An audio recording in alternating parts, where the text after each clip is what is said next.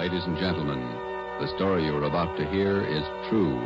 Only the names have been changed to protect the innocent. NBC brings you Dragnet.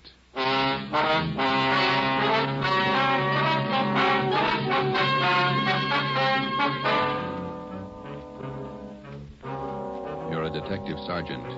You're assigned to burglary detail. A gang of hijackers has started to work in your city. Truckloads of valuable merchandise have vanished. The thieves are clever, seem to have a foolproof system. Your job, find them. Dragnet, the documented drama of an actual crime, investigated and solved by the men who unrelentingly stand watch on the security of your home, your family, and your life. For the next 30 minutes, in cooperation with the Los Angeles Police Department, you will travel step by step on the side of the law through an actual case from official police files. From beginning to end, from crime to punishment, Dragnet is the story of your police force in action. It was Thursday, March 6th. It was windy in Los Angeles. We were working the night watch out of burglary detail. My partner's Ben Romero. The boss is Ed Backstrand, chief of detectives. My name's Friday. I was on the way back from the record bureau, and it was 5:35 a.m. when I got to room 2A. Interrogation room. Read this to him, Ben. Yeah. 2,600 dozen nylon stockings, 45 bolts of silk, 58 cases imported perfume. Where are you dumping this stuff, Laval? That's what we want to know. I told you the truth. I have nothing to do with it. I don't know anything about it. What was this stolen waybill doing in the cab of your truck? How many times do I have to tell you? I don't know. Your fingerprints are all over it. You must have carried it there. I didn't carry it there. Somebody's out to frame me. How many in the hijack gang, Laval? I'm not in a hijack game. I told you I don't know. When are you going to let me go? Who's the head of the gang?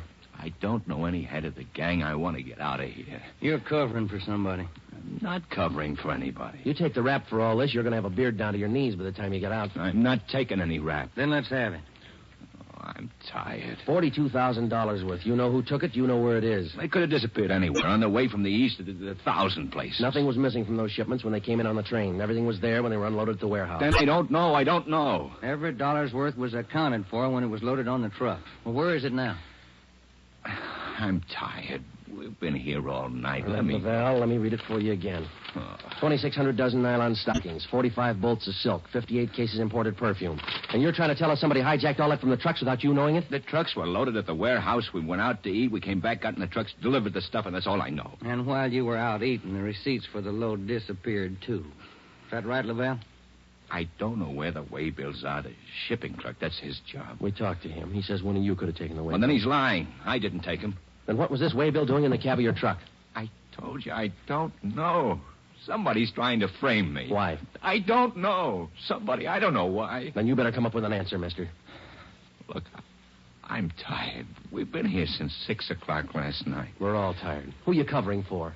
What are you trying to build? Any of that coffee left, Ben? It's cold. That's all right. You want some, Laval? No.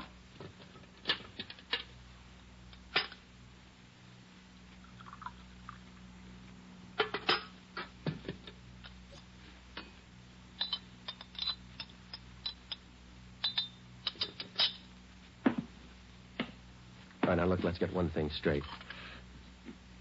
We've been here all night. We can be here all day, tomorrow, the day after that, and the day after that. Yeah. We got enough to make you on this. You know that, and we're going to stay with you to tell us the truth, everything. I've told you all I'm going to tell you. If we stay here for 6 months, you got it all. This your home phone, Hillside 8321. That's right, 8321. What time's your wife get up, Laval? What do you mean? Ben, get an outside line. Yeah. You're not going to call my home. That's Hillside 8321, Ben. Outside, please. Don't do that. Don't. Not my wife. Please. All right. Ask the questions again. This time I'll give you the answers. Thomas Laval was 38 years old. He was a well-respected man in his community. Sometimes it's like that. You can question a man for hours, and he'll never give you any information. But somewhere in every man's makeup, there's a weak point. We were lucky enough to find Laval's. He told us that he would give us the locations where the hijacked goods were hidden. He told us the addresses were written on the ledge of a windowsill on the 7th floor of the Teamsters Union Hall. It was 8:30 a.m. On the 7th floor, is that right? Yeah. Do me a favor. Don't make it too big. Well, look, we have to walk through the hiring hall before we get to the elevators in the back. Yeah? These handcuffs. They'll see them, all the guys in the hall. They know me. Can't you take them off my wrists till we get in the elevator? Sorry, Laval. Well, I won't try anything, but don't make me walk in front of them with these on. Sorry. Just till we get in the elevator. Can't you do that? I don't want the guys to see me. Well, here's my overcoat, Laval. I'll drape it over your hands here, and they won't see the cuffs. There you are. Come on.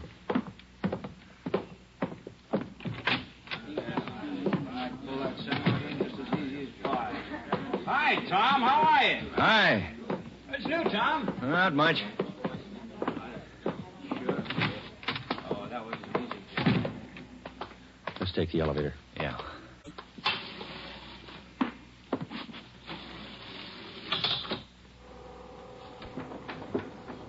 Cigarette? No, thanks.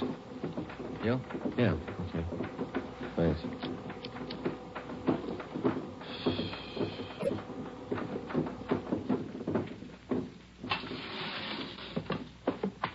It's down this way. Let me show you. To the left.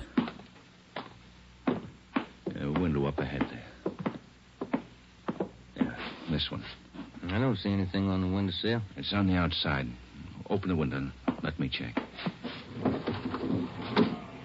Yeah. Let me see you. Ben, grab him. He's trying to jump. Get back here. Get back. I told you, you hear? Go! Get him, Joe. I can't hold him. He's pulling me out. Hold on, Ben. Grab me. Joe. He's slipping. Try, Joe. Hold on. He's kicking loose. I can't hold him. Hold him, Joe. Ben!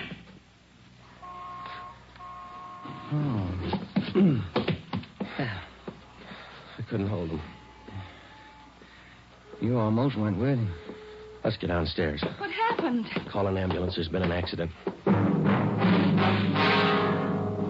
Thomas Laval was 38 years old. He was a well-respected man in his community. He died with the same reputation. We had a prisoner who'd met his death while in our custody. In cases like this, we had to have witnesses. By the time we got to the street, the usual accident crowd had gathered. Anybody here see the accident? What you want, witnesses? Yeah. Did you see it? Yeah, we saw it. Let's get their names, Ben. My name's Pete Garfield. This is Jack Morris.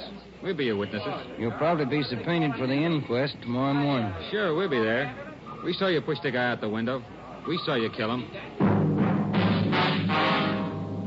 The next morning at 10 a.m. in the basement of the Hall of Justice, Harold J. Lane, Deputy Coroner, City and County of Los Angeles, read the report of the findings of the autopsy on the body of the deceased, Thomas Laval. As is customary at a coroner's inquest, the identification witness was called to testify first. Elizabeth Laval, please. Raise your right hand. Do you solemnly swear that the testimony you're about to give to be the truth, the whole truth, and nothing but the truth, so help you God? Yes. Be seated. State your name. Elizabeth Laval, What is your address? 1216 East Amarillo Drive. What is your occupation? I'm a housewife, What is your relation to the deceased? his wife. Have you viewed the body of the deceased in this office? Yes. Who was the deceased? Husband, Thomas Laval. Is there anything further you wish to add? Thank you. Step down, please. Joseph Friday. Raise your right hand. Do you solemnly swear that the testimony you're about to give to be the truth, the whole truth, and nothing but the truth, so help you God? I do. Be seated. State your name. Joe Friday, What is your address? 4656 Collis Avenue. What is your occupation? I'm a police officer in and for the city of Los Angeles. Are you the investigating and arresting officer on this case? I am. Will you state briefly the facts relating to the death of the deceased? On the morning following the arrest by us of the deceased on suspicion of grand theft merchandise, he expressed a desire to assist us in the apprehension of suspects involved in these thefts and the recovery of property taken in them. Did he assist you? Well, He informed us that if we took him to the Teamsters Union Hall, that he'd be able to obtain addresses of the locations where the stolen property was cached. You then took him there. Yes, we did. What happened? When we arrived, he requested us to remove his handcuffs. We refused. The deceased then informed us that the addresses were written on a window ledge on the 7th floor. When we arrived at the window, under the pretense of searching for the addresses, he threw himself over the ledge. I grabbed his left leg to restrain him, but he kicked loose.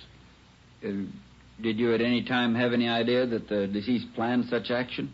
I did not. What did you do then? We immediately went to the location of the body and had an ambulance dispatched. Do you have anything further to state? No, I have not. Are there any questions from the jury? That's all, Officer Friday. Step down. Peter Garfield. Raise your right hand. Yeah. Do you solemnly swear that the testimony you're about to give to be the truth, the whole truth, and nothing but the truth, so help you God? Yeah? Be seated. State your name. Pete Garfield. What is your address? 1654 North Pico. What is your occupation? Truck driver. Down at General Warehouse. Did you know the deceased? Yeah? How did you know him? I worked with him. And that cop's a liar, and so's his buddy sitting over there. Please confine the testimony of this inquest to facts. Were you present at the time the deceased met his death? I told you I was. And those two cops pushed Tom out of the window. Where were you at the time the deceased was pushed or jumped from the window? Jack and I just left the Union Hall. We were going out the front door when it happened. What attracted your attention? I heard him scream. When I looked up, Tom was falling. That cop was standing at the window watching him. Did you see the officer push him? Yes, I saw him. Did I understand you to say you were on the street outside the building at the time? Yeah. And you saw the officers push the deceased from the window on the 7th floor from your vantage point? Yeah. Isn't it true that that's a physical impossibility? What is? That you could have seen what you testified to from where you were standing? I know they pushed him. You know or you saw? I know, that's all. Tom wouldn't jump out of a window. Then it's true you didn't see the officers push the deceased out of the window?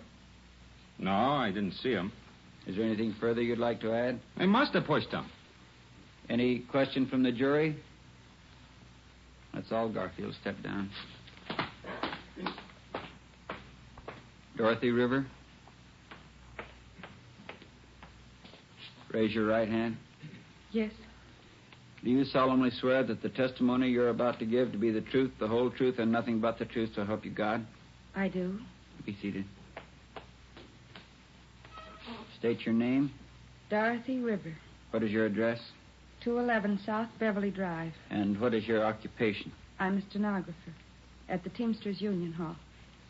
Were you present the morning the deceased met his death? I was. State where you were and what you were doing.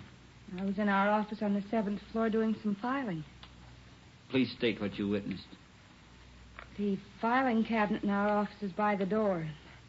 The office faces on the hallway, and the door happened to be open. I heard a commotion and looked out. I saw those two officers struggling with a man. Did you hear any conversation? Yes. I heard that officer there say, "Get back here, get back." The man outside the window yelled, "Let me go, let me go." This officer here, Officer Friday, said, "He's pulling me out. Hold on, Ben, grab me." How far from the window were you? I'd say about 15 feet. Do you have anything else to add? Yes. As the two policemen started downstairs, Officer Friday said to me, "Call an ambulance. There's been an accident." Thank you, Miss River. Those officers didn't push that man out the window. They were trying to hold him. After hearing additional witnesses, the coroner's jury retired at 11:57 a.m. 8 minutes later, they returned with their decision. The deceased met his death voluntarily and by his own actions. The homicide detail continued the investigation of Laval's death. A week went by. With homicide working one side, we hoped that they might turn up additional leads in the hijacking case. Nothing turned up. It seemed that with the death of Thomas Laval, our leads came to an abrupt stop.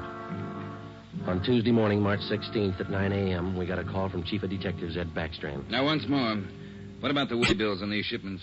You checked them? Everything we could. Talk to everybody and handle them. And talk to him some more. $42,000 in merchandise doesn't just disappear. Now, who's the last one to handle those way bills? The warehouse shipping clerk.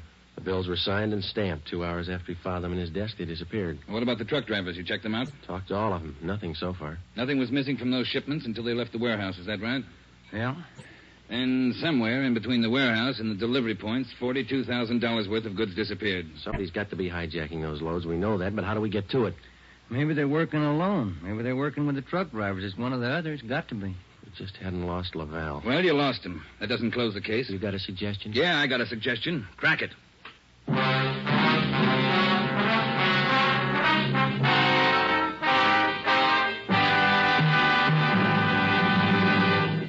You are listening to Dragnet, authentic stories from official police files. And now, an important announcement. Ladies and gentlemen, we are pleased to announce that starting next Thursday, October 6th, Dragnet will be brought to you by Fatima Cigarettes. We'd like to take this opportunity to thank you, the listener, for your excellent response to our efforts in bringing you these weekly authentic presentations of actual cases from official files. Your letters are the only indications we have that Dragnet is a source of your listening pleasure. We'd like to hear from all of you. Starting next Thursday, October 6th, over most of these same NBC stations, Dragnet will be heard weekly at 10:30 p.m. Eastern Standard Time, immediately following the Supper Club. Check your newspaper for local release time.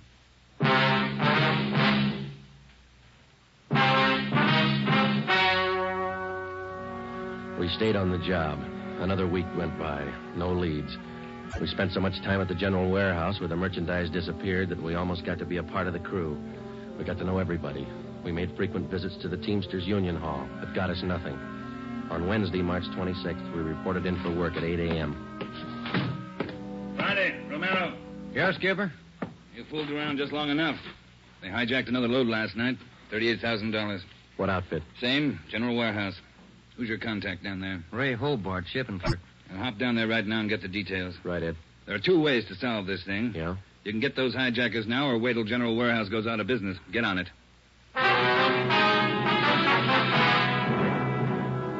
Hobart, who was the shipping clerk on duty last night? I was, working for Siggy, Siegelmeister. He's out with a cold. And you saw the stuff was loaded on the trucks, and you checked the waybill. Yeah, as usual. Everything as usual. Checked the trucks out at 2 a.m., went back to the office, filed the waybills. You work a pretty heavy schedule, Hobart. You started at 2 a.m. and you're still on duty? It took the last 4 hours of Siggy's shift, at 2 a.m. to 6 a.m. He had a cold. I was back here at 10 this morning to start my own shift. When did you find out the waybills were missing on that shipment last night? Just before I went off. Maybe 5:30, 5:45. Well, how about the truck drivers who handled that load, Hobart? You got them? Let's see. I got it right here. Okay. Here you go, Sergeant. Jack Morris and Pete Garfield. Jack Morris and Pete Garfield were brought in for questioning. We double-checked with Homicide and found that their reports on Morris and Garfield tallied with ours. No previous records. Both men had been tailed for a reasonable length of time since their testimony at the Laval inquest. Their actions failed to implicate them. 4 days after the second hijacking, we got a tip from one of our informants down in the warehouse district.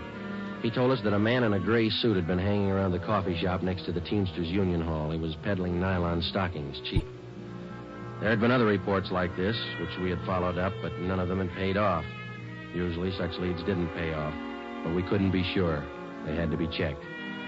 At a few minutes before 5 that afternoon, we found the nylon salesman in the gray suit in the back booth of the coffee shop adjoining the Union Hall. Look, Mag. Take a look. The finest. You can't do better. 51-gauge nylon. Look good, huh? Sure do, don't they, Joe? Yeah, they do. We've been looking for you, Max. Some of the guys in the Union Hall said that you'd be around. Sure, I saw lots of these around the hall. Truck drivers, just like you, buying them like crazy. Good deal. Sure looks like it, man. How many pair can we have? Many as you want. 4 bits a pair, you name it. You got a couple of dozen for us? Couple of dozen? No, not on me, but I can get them. Many as you want. Well, we're kind of in a hurry. Can you get them for us fast? Couple of dozen. Better make it 3 dozen, huh, Joe? Yeah, if you want. 3 dozen. Can you get them now? Couple of hours I can get them. Same quality. Want to meet me here? Oh, I don't know. We wanted them for tonight. My wife's birthday, you know. Well, maybe an hour and a half. How's that? 3 dozen, meet you here. Oh, look, Mac, maybe we're both heading the same direction. Can't we go with you and pick up the nylon? Save time for all of us. No, I don't think so. No. Can't you wait? Hour and a half? How's that? Ever find a better buy? I'm sorry, Mac. I wish we had the time.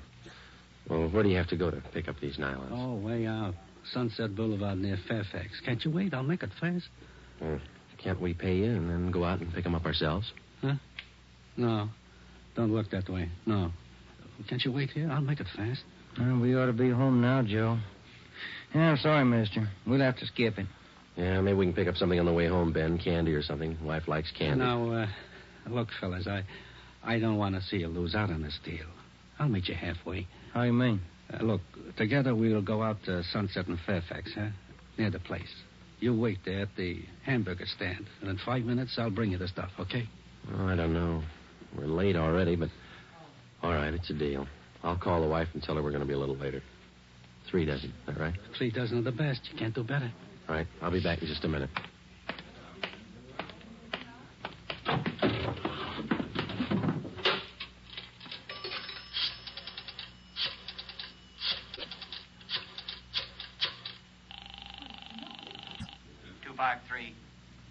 Two 523. Chief of Detectives Office, Chandler. Mike, Joe Friday, Backstrand there? Out right now, Joe.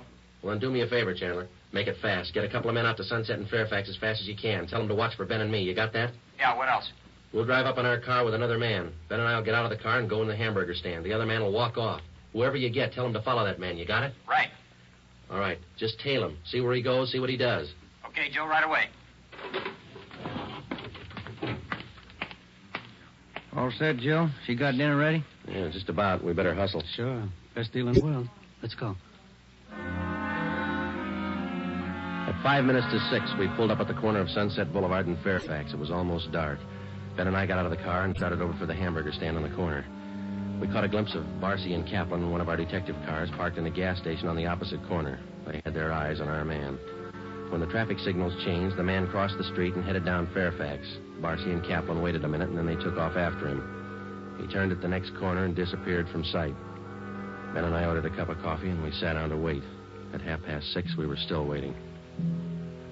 At 5 minutes to 7, I went across the street to the drugstore and called the office. Barcy and Kaplan hadn't been heard from. Their car, 105K, was not acknowledging calls.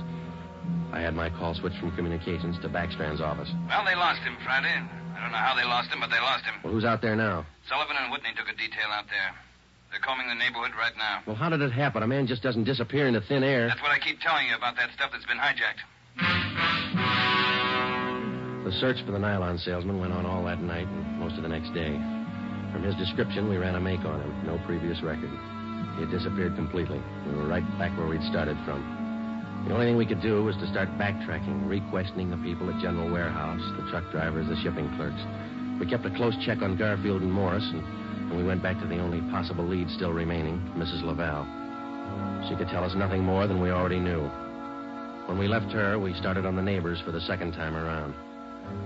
For the rest of the day, we canvassed the immediate neighborhood. We got as many opinions of the Lavals as they had neighbors. At 3:30 that afternoon, we visited with Miss Gertrude Langster, a 50-year-old maiden lady who lived almost directly across the street from the Laval house. She'd been out of town the first time we covered the neighborhood. The old saying goes, Sergeant, there's no fool like an old fool. Oh, say, if I told you the chances I had when I was a girl. Yeah, but we just... not truck drivers like that Laval man, God rest his soul, but fine, wealthy men, bankers, lawyers. Templeton Grant, you remember him? No, ma'am. I was engaged to him once. Butterfly waist, that's what he used to call me. Well, I was slim in those days. Would you like to see some pictures of me as a girl? No, thank you, ma'am. We'd just like to ask you a few questions, that's all. Could you tell us if the Lavals had many visitors to their house in the past 6 months or so? Oh, no. Funniest thing, I am the nosy type, Sergeant. I like to know everything that goes on around my neighborhood, and you can take my word for it, the Lavals never had visitors. You know, Sergeant Friday, you remind me of a young man I used to be engaged to just a few years ago. Yes, Miss Langston. Now, would you tell us, please, did you have any reason to think that there was something little out of the ordinary about Laval? Oh, little out of the ordinary, he says, but my dear man, yes. Here he was, a truck driver, and there she was with a home furnished like the Astors. Why, I even used to see him cart some of the things home in that car, his beautiful things, rugs and glassware, bolts of fabric. Oh, gorgeous. And he'd bring these things home after work. Is that it, Miss Langston? Anytime. Day or night, weekends, anytime. Mm-hmm. After 4, Joe, we better call office. Yeah. Are you sure of all that you've told us, Miss Langster? Sure. Oh, my dear man, of course I'm sure. I watched him week after week. Well, thank you. Won't you stay for a cup of tea? I'll have Josephine fix it. Josephine? No, thank you, ma'am. Well, then, perhaps a glass of sherry? Thank you, no. But there is something. Yes? I wonder if we could use your phone, please. Oh, yes. In the hall, next to the umbrella stand. Thank you, ma'am.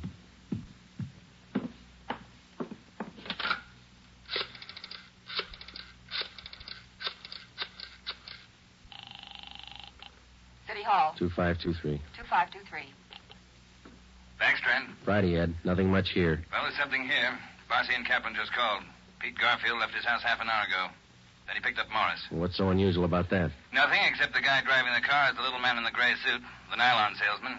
Barcy and Kaplan are tailing him. Where are they now? Headed north out Riverside Drive. There's nothing out there but a golf course and a lot of riding stables. I don't care what they do for recreation. Go get them. With red light and siren, it took us 12 minutes to pick up Barcy and Kaplan on Riverside Drive. At 4:23 p.m., we pulled up in front of the Blue Pony riding stables. Barcy and Kaplan's car was overturned just beyond the driveway leading up to the riding academy. Kaplan's hurt. I called an ambulance. They rammed us. What kind of a car are they in? They switched. They're driving a 12-ton Bulldog semi. Which way they head? Going north. Got a 3-minute lead on you. Pneumatic commercial. Adam 653. Let's go, Ben.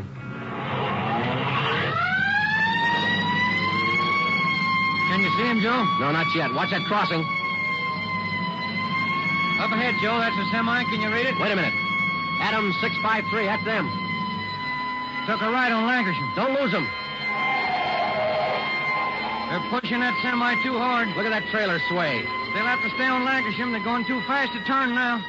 Traffic's closing in up ahead of them. They better not turn. That's what they're doing. Look at that trailer whip. They're going over. Into that truck front.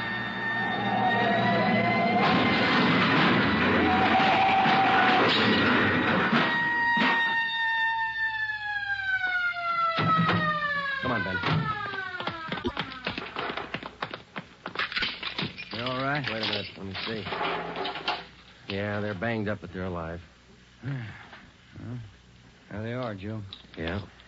Garfield, Morris, little man in a gray suit. It's funny, isn't it? What's that? Garfield's going to swear we pushed that truck through that window.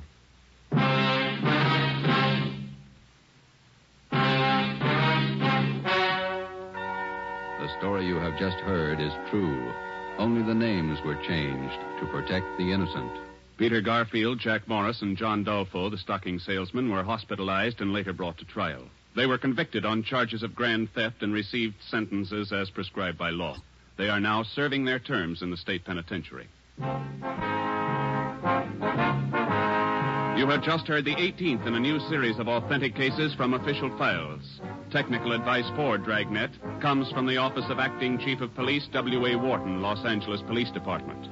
Tonight's program is dedicated to motorcycle officer Elmer Forsman of the Fresno, California Police Department, who on the afternoon of October 6, 1946, gave his life so that yours might be more secure. Remember, starting next Thursday night, October 6th, Fatima Cigarettes invite you to listen to Dragnet immediately following the Supper Club. That's 10:30 p.m. Eastern Standard Time over most of these same NBC stations. Check your newspaper for local release time. Dragnet came to you from Los Angeles. Judy Canova joins the star lineup of Saturday shows tonight on NBC.